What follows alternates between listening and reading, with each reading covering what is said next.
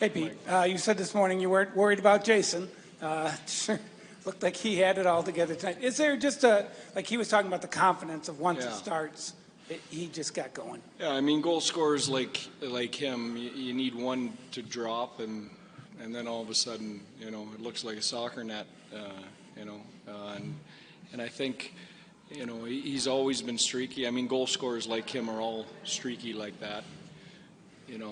I think obviously having Roope back helps, but I've liked Robo's game even with Roope out of the lineup. If you consider what our team did here playing, the tail end of the Colorado series, the early part of this series without our number one center, I thought everyone was doing some heavy lifting. Maybe it didn't show on the stat sheet, but, we won games against really good teams, all kinds of different ways.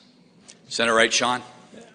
I know you say all that, but is there something to be said about a guy like Roope coming in and kind of bringing out the best in a guy like Robertson? Well, sure, absolutely. I mean, it's.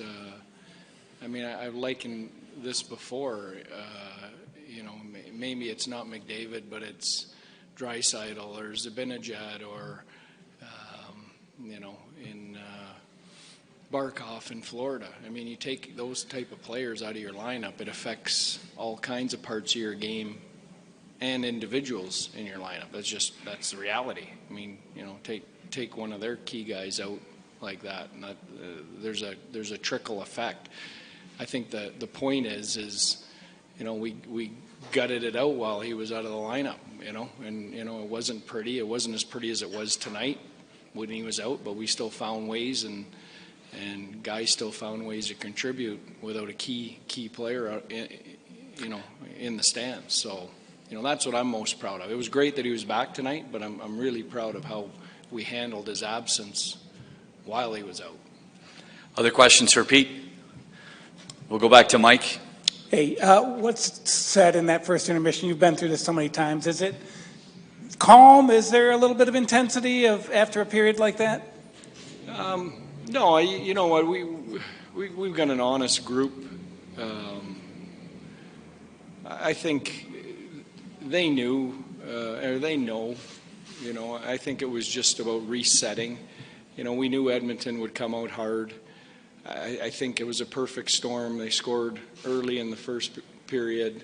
Got the crowd into it, got some momentum. We couldn't get any ozone shifts to kind of take some pressure off. They did a good job. And I thought, the second period was a chance for us to reset and get to our game. And, we needed a couple good shifts to start the second period to kind of get that ball rolling. And, when we did, I thought we ran with it. Third row left, Leah. Pete. Hey, Pete. We've asked you extensively about the road success, and obviously it continues tonight. But in the position you're in tonight, in this building, down in that spot early, what does that just say about this group to be able to respond the way that you did? Yeah, gutsy group, gutsy effort.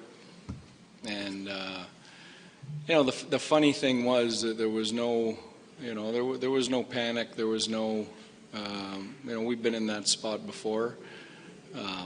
But you're right. I mean, a lot of teams and a lot of teams I've coached in the past in that situation tonight, that game maybe goes to 4 or 5-1, and you walk out of here. But, I can't tell you how impressed I am with the gumption of our group, to hang around, and you got to win all kinds of different ways on this playoff trail. Back left, Frank. Pete, when you're able to get back to your game in the second, what enabled you guys to begin kind of stretching out the ice a little bit and making them work for it?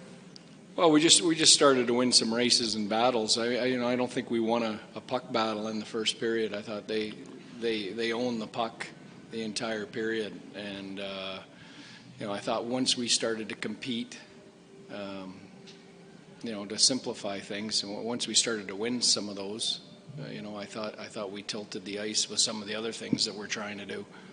Center right, Sean. Not going to mention everyone, but just a guy like Tyler Seguin, 3 games in this series, all the different players that you've had him playing with, and What is it about your team's ability to kind of move guy to guy, line to line, and the chemistry flow so freely? Yeah.